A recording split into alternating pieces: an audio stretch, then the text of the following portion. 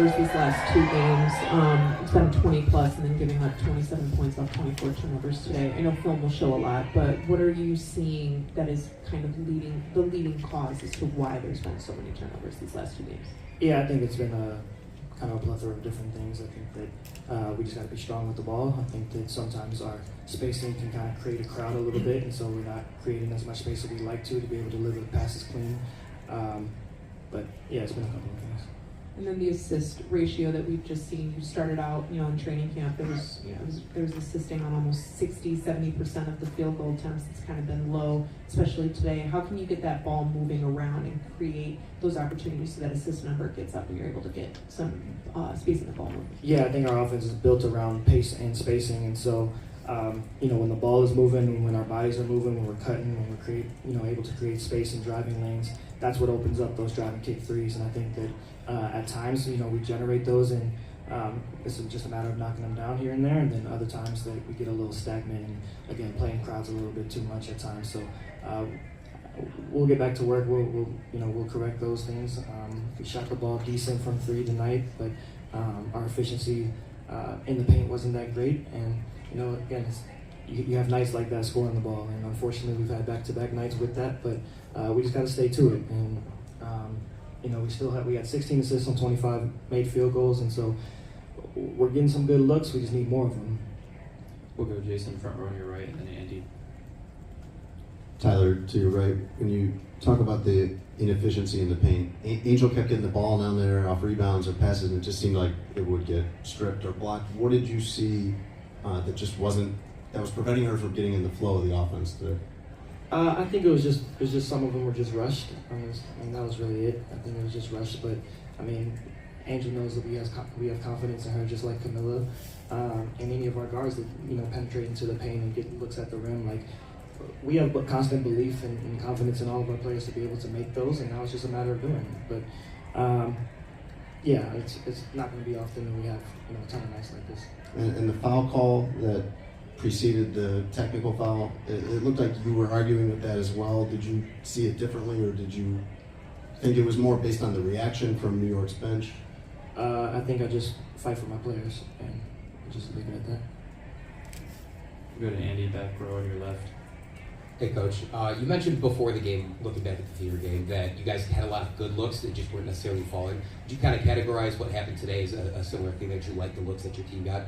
At times, but I think, again, the turnovers are still a thing that kind of is a thorn in our side. And, it's the second straight game that we've had more possessions than our opponent, but we come out on the bottom end. And so, the possessions, the amount of possessions is good, but at the same time, we got to be able to convert. And so we'll take a look and see how we can be more efficient from that standpoint. But we got to take care of the ball first. We'll go Kaylin, second row on your left, or on your right, and then Naomi, and then Katie on your right. Coach, when you guys came out, in the third quarter, you went on that 8-1 run, and they were playing like the team in the system that you want them to play. What were those adjustments you made at halftime in that period, and how does your team sort of come out the gate with that energy in the future? Yeah, I think it was just the messaging at halftime was just kind of taking it to them, like playing with force and getting downhill and kind of dictating our pace and our will as opposed to the reverse. And I think that more often than not in this game, New York imposed their will on us a little bit and took us out of rhythm. But early in that third quarter and for much of that first quarter, I thought we did a pretty good job of doing what we wanted to do. That's a good team, and against a good team, you can't afford to have self-inflicted wounds throughout a game, and especially when they shoot 56% from three. It's going to be a long night. We'll go to Naomi, then Katie. Coach, the bench was the bright spot for tonight for you guys, 41 points. So how do you kind of make, the performance that they put on and being able to lock in during times of adversity and, contribute to this game regardless of the score? Yeah, I think that, every minute is valuable. And so, as Courtney kind of spoke to it about leaving the starters in late and trying to, develop more of a rhythm with them as well. But just specifically speaking to the bench, it's those are valuable minutes to see their cohesiveness as well and to continue to develop trust within each other, trust within our staff. And so, I thought they played well for a good portion of their minutes. And now it's just about how we're able to kind of mix them in with our first group and just seeing, what rotations work as we move forward. Katie, front row.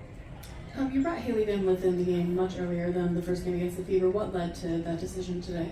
Yeah, I think just giving us another ball handling threat and getting Rachel off the ball a little bit more so she can be more efficient at doing what she does, and that's shoot the ball. And so having someone else that can handle and get downhill and kind of create for others, and I thought she did a really good job of leading her unit while she was in there and got some minutes with a couple of the starters as well. And so I was really pleased from Haley's effort tonight.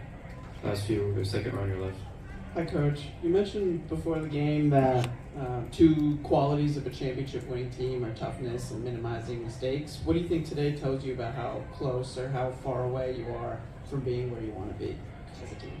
Yeah, I think that 3 weeks and 2 games in together, it's tough to be a championship caliber team. I think that for us, it's always been about creating those standards, and so it's something that we build towards. And I talk all the time to our team about not playing to a score, but playing to a standard of who we want to be, and that's how we gauge our success in the short term anyway. And so we want to play consistent sky basketball for 40 minutes game to game, and so we don't want to look ahead.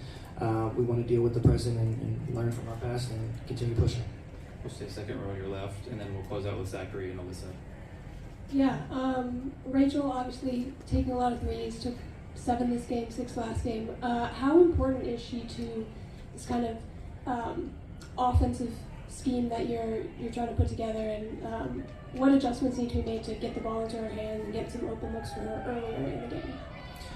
Yeah, I think that her skill set, her greatest skill is shooting the ball, and so we want to put her in positions to be able to do that. But there's also why we have Kia and Beck and added those players to our team as well, and Ariel as well. So the ability to shoot helps our spacing, but at the same time, I think I got to be a little bit better at getting the ball into our post players as well, and letting our shooters feed off of them too. And so we'll continue to look at that moving forward.